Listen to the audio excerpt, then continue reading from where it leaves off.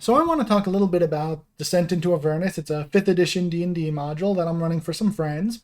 I want to talk about how we can make this a more interesting narrative experience. A lot of people have tried to fix the mechanical portions of it, get the maps looking better, make the, encounters feel a little more real and things like that. That's not what this is going to be about. This is going to be a spoiler-filled discussion on how to make the narrative work. It's a high-level review of the story structure, genre, tone, and mattering on how things go, we might get into more tiny details, but in general, that's what I want to focus on.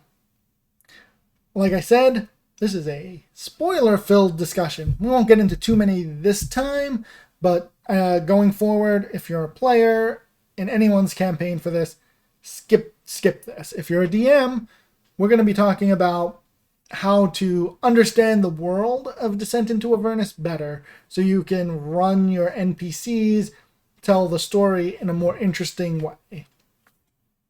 So here's a quick rundown of what these videos are going to cover. It'll change a little bit in the future, but here's the basic outline.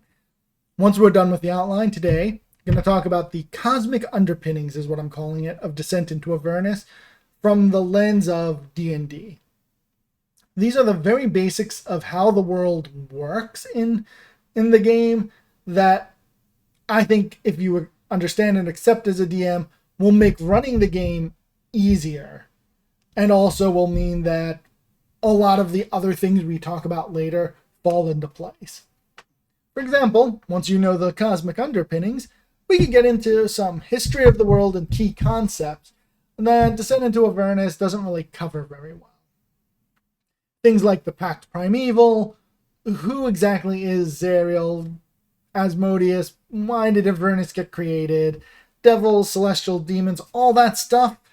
The module goes into, but not as well, and we're going to give you more background so that you can roleplay all those characters a little bit better and just, again, understand the world. And that's what the first bit we want to cover.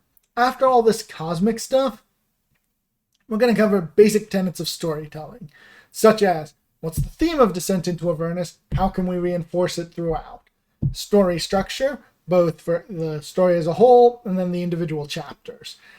Then, once we've broken down the individual chapters, we're going to look at the connective tissue, which I think everyone who's run or read the module agrees are probably the weakest points of the module. And we're going to work with you, now that we know cosmic stuff, theme, how we want the story to go, how to connect it better. Again, next level down, how do we now make our evil villains evil, but also interesting? When you look at the current module, we've got a bunch of cartoon villains running around. They don't have very deep motivations. They don't have much nuance. And our mortal villains lack humanity. They're just irredeemable sacks of evil. So, how do we make them more interesting without accidentally making them not evil? The villains in Baldur's Gate are poorly developed. They're grossly misused. The Flaming Fist could be excellent antagonists in some ways, so we'll talk about Baldur's Gate some. Once we are getting done with that, we're going to also talk about how do we introduce the devils better, because they're the main antagonists for the meat of the module. And they kind of get introduced really late, so we want to look at how to fix that, fix the pacing, and what impacts all that cosmic stuff we talked about makes in how we deal with devils. And then we'll also do a little bit on making devils feel the way they should feel, because we'll talk a little bit about tone at that point too, because Descent into Avernus doesn't know what tone it wants, and that hurts the narrative structure. So that outline might change, and for now, we're going to follow that going forward. But right now, we've got rid of the outline. We're done with that. Let's talk about the cosmic underpinnings of the module. You can run the module without any of this being true for your version of the world. If you do that, though, you're going to have to squint a little bit, cover up where the module might break down if you don't accept these assumptions. And in general, it'll just be a little less smooth. So just keep that in mind. We're not going to cover too much on how these assumptions affect the rest of the module. Just what are these assumptions and how that's going to, things you should think about so that it impacts how you play the rest of the module. So first and foremost, I'll touch on this again at the end. Take the real world and now divorce it from everything we're going to talk about going forward. Real world philosophy and things like that are interesting. You should learn, you should talk about, but the world of D&D isn't the real world. So the philosophy we're going to talk about here, the concepts of good and evil and all of that, don't apply to the real world. They're D&D constructs for a game about punching bad guys in the face. So, real world, gone, over there. We'll come back to it at the end. So, Descent into Avernus differs from a lot of other modules because these cosmic underpinnings that we're going to talk about are center stage. The Hells, Zariel's fall, her potential redemption, the Blood War, Pact Primeval, Asmodeus, all of these topics are heavy cosmic ideas, and you can't avoid them, right? If you don't embrace that these cosmic things exist and are real, if you look at them and you're like, oh, those are kind of silly, the module's going to break. You have to accept that, yep, these are all things that are true for my world, and I accept them, and they're going to be part of the adventure. So for a lot of D&D modules, you can kind of ignore the concepts of alignment, right? You can ignore good and evil. Some modules play with the idea of evil. Curse of Strahd does, some of the other ones, but you can also often just sort of squint and be like, evil is evil, good is good, let's move on, let's not discuss that. But for Descent into Avernus, that's not going to work. You have to seriously stop and try to figure out, what does the world of D&D mean by good and evil? Or, or you're going to end up with what you see a lot in people posting about this, where things are like, well, lawful good people can do really heinous acts and still be good, or, slaughtering 1,000 innocent people to do something good is not really evil. That grayish morality or the like doesn't work for Descent into Avernus because you have to accept a lot of the things we're going to talk about next. First, this is the biggest one. For this campaign, you have to accept good and evil exist, and they don't just exist, they cosmically exist. There are like blobs of good and evil conceptually out there. You can detect something that is good. You can detect something that is evil.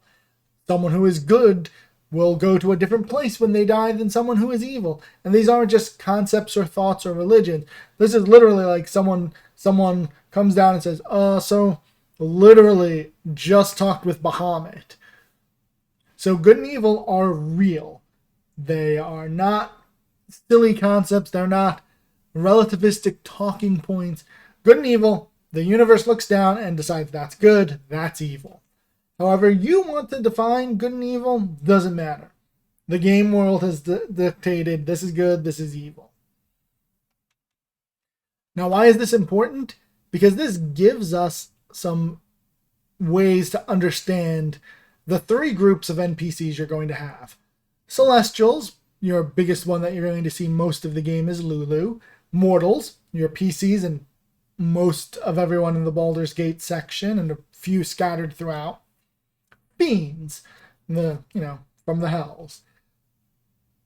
Since good and evil exists, how all of these people view good and evil is really important to you.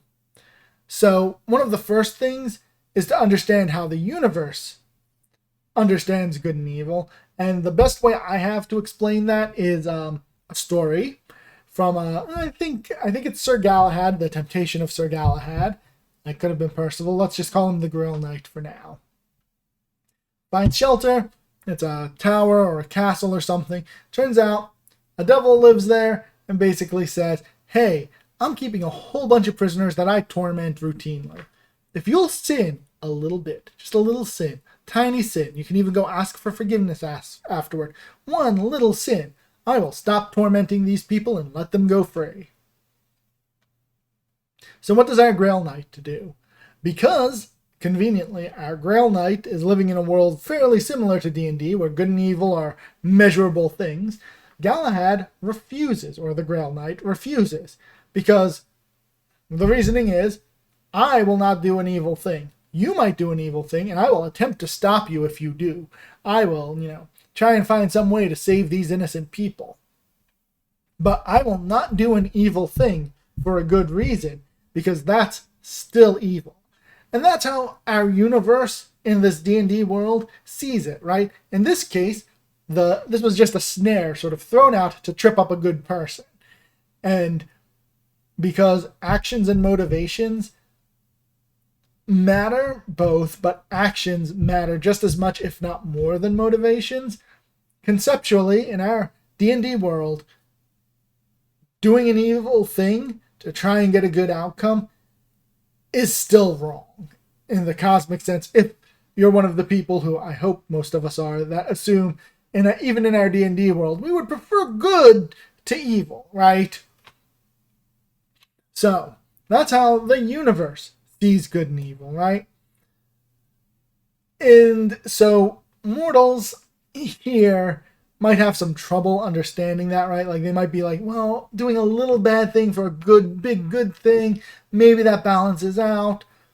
And that's all right. That's what mortals should think. But the universe doesn't think that. And if you, as the DM, runner of the universe, let people justify or, equivocate to try and like, oh, this isn't that evil, so it's okay, it's going to start breaking down, because the idea is that evil is never okay. And good, while harder to do, is what you should almost always be doing. And if you don't do something good, maybe it's because you're doing something neutral instead, right? Good and evil are active forces in the world, but they aren't active influences necessarily on people, right? Because good and evil, they're not the only forces at work in our fantasy world, right?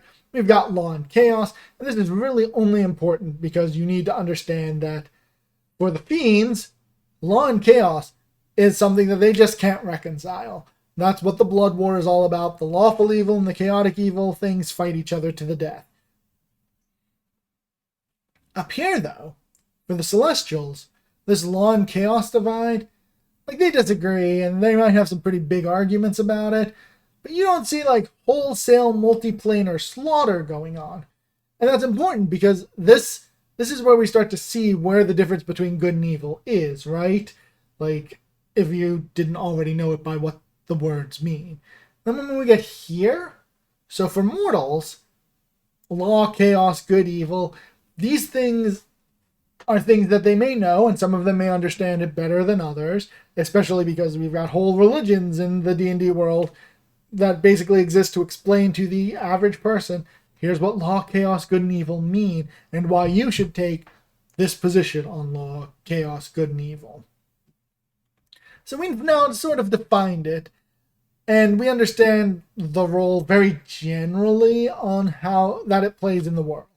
So the next uncomfortable part about this is that, and it focuses mainly here on our mortals, right? They don't generally think about their life in terms of these cosmic forces. Maybe more often on good and evil, right? The average farmer doesn't wake up, look around, see all of his neighbors planting corn and think, nah, I want more chaos in the world, so I'm going to plant Brussels sprouts, right? That's not how those cosmic forces influence your mortals, right? Mortals more so influence the cosmos. If you've got a whole bunch of people who wake up one day and are like, let's do this, and this that they all are deciding to do makes the world a little more lawful, a little more chaotic, a little more whatever, the mortals are influencing the cosmos, not the other way. Now, eventually, if you've got a whole world of people acting one way or the other, well, then you start getting the people up here or down here, right? And that fundamental understanding that the way people act shifts the cosmos and not the other way around is important when we get to the next part, which is, well, if the average person isn't deciding to be good, evil, lawful, chaotic, why do villains exist? Because if people aren't making these decisions, surely someone doesn't wake up one day and think, I'm going to slaughter 50 innocents. And here's why. Now, this is why your villains are special. Because once you get past maybe levels 3 or 4, you're dealing with most villains who are dinging evil. They are as powerful as the PCs, if not more so, and they fully understand the consequences of evil. Right, like down here when you're at level like 1 or 2, you might be dealing with like some bandit leader or some local mob boss who may not fully appreciate what evil means in this world. But once you get higher up, why are these people acting evil, right? Some of it's very simple. Some people are just, hey, you know what? I think evil's going to win, so I'm going to shore up my evil credentials for a better shot in our new evil society. Maybe they just honestly think, hey, a good society causes these problems, and an evil society may address those problems. Maybe they do have some sort of weird rational reasoning for why they're evil. Maybe they look at good people and they're like, you guys are really just not as good as you think, and so I'm signing on with evil.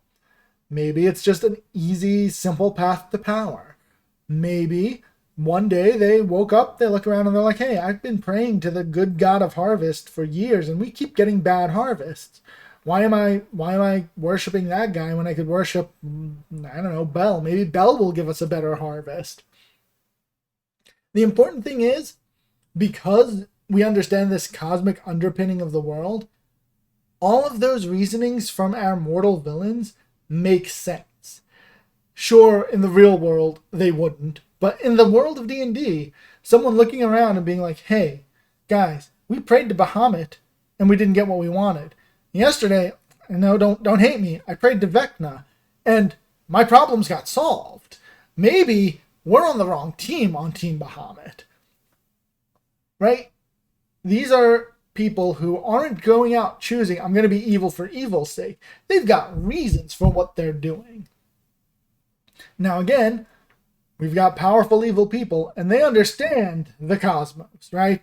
They understand that down here is not a pleasant place, and that's why you see powerful evil casters always like, they try to cheat death, so they're like, well, yeah, sure, if I die, Asmodeus will torment me forever. What if I just never die? Or they're like, hey, Asmodeus may have tortured me forever, but got a good deal. I'm going to be a pit fiend. There you go. Our villains can now make sense because we understand this cosmic world. We understand, how does someone who's choosing, I forget where, good, evil, I think this side was evil, right? The people over here, we understand the reasoning for their choices so that even though they're going to end up in Avernus, we understand how they get there and why they think that's better than going to Mount Celestia. If you can't answer that about your villains or your mortal villains in this module, that's just a missed opportunity. Because this whole module is about choosing good or evil and the ability to both go from the heights of good to the depths of evil and to climb back out and redeem yourself. If your evil characters don't understand the cosmos, then what's going to happen is, they're not going to feel real because the players are going to be like, wait. Why is Van Thamper doing this when she knows she's just going to be tormented as a lemur possibly for all of eternity? Shouldn't she not do that? But now you can explain it. And that's why this cosmic understanding good and evil exists, how it affects the mortals matters. Next up, supernatural NPCs, villains, as well as allies. The biggest, most important thing here is that a lot of what you're going to see and be told is wrong. Right? You're going to be told fiends are made from cosmic evil and therefore they are inherently evil. Angels are made of cosmic good, therefore they're good, except for Zariel, who fell and became a demon made of cosmic evil. But she can be redeemed. If you let your players believe that being made of cosmic evil or cosmic good makes those creatures inherently that, Zariel's fall and redemption makes no sense. So what does that mean?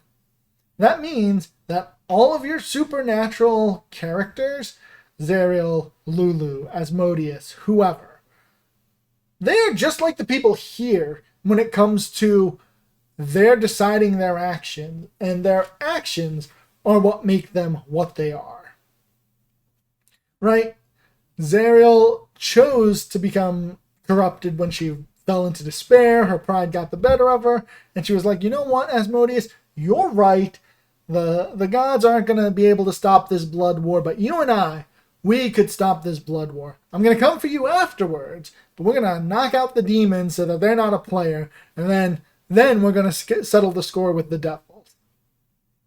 If Zariel's made of cosmic good and can't be evil, doesn't work. So, these people, creatures I guess we should use, because people is, I guess these sentient creatures and these sentient creatures all have to be able to choose what they are, or so much of the module stops making sense. So, cosmic good and evil, people are aware of this. Evil and good creatures choose their actions, then that influences the cosmos, and that influence in the cosmos is what makes them ding good or evil. All of that's great. This also means that you can have more complicated people, right? You can have good people who do bad things. They may act in anger or with pride. There's snares that evil devils can throw out to convince good people to do bad things.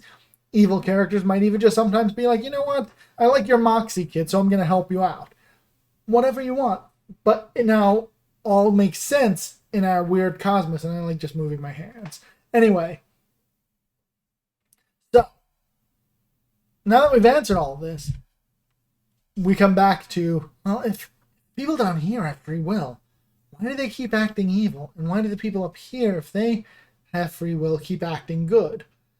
Well, this is where you get into the whole cosmic good and evil, and this is the part where you can kind of squint at it and ignore it, right? The simple fact is that we come back to what we talked about way at the start of this video, right? Where disagreements in hell are handled through wholesale slaughter of the people you disagree with. And up here, everyone kind of is like, we want to be good, we disagree how to be good, but good is our goal. Right? So it's really easy for, someone who's good to fall because A, people up here accept and that people might disagree with them. The people up here are also a little bit blind to the fact that, sometimes those disagreements may mean that Asmodeus decides one day, hey, I'm just going to create the 9 hells, right? People up here are a little blind because while everyone always says things like evil can't understand good, it's true the other way. Like, the Celestials just don't get what Asmodeus sees in being the ruler of the 9 hells. But they can choose things. That's important to both of them. But but the people up here, that choice is both important and something they value. But down here, Asmodeus, it's important that people choose to be evil. That's the whole key thing to his deal, is people chose to come to me, so no, you don't get them because they chose here over you. So, with that in mind, why don't more devils choose to just be good?